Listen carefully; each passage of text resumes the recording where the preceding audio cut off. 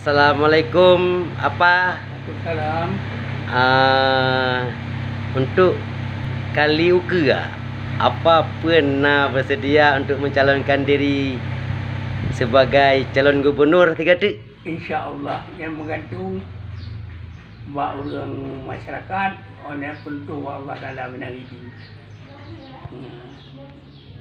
Jadi yo kan ke gura-gura untuk dapat perubahan Aceh. Cuma harap Bandung menyelum betul dan sokong lah. Bagaimana Aceh beri bangsa Indonesia yo. Kalau lagi orang sapi malam petaka karena salah roh ada. Bagaimana sih tak cipu betul itu.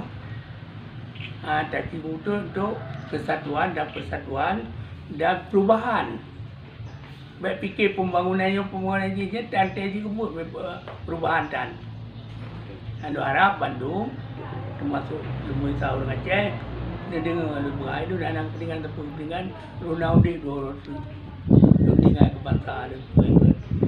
Berarti untuk kalinya ayah tetap siap untuk mencalonkan diri sebagai calon gubernur sekali lagi ya. InsyaAllah menggantung Allah sana. Ya.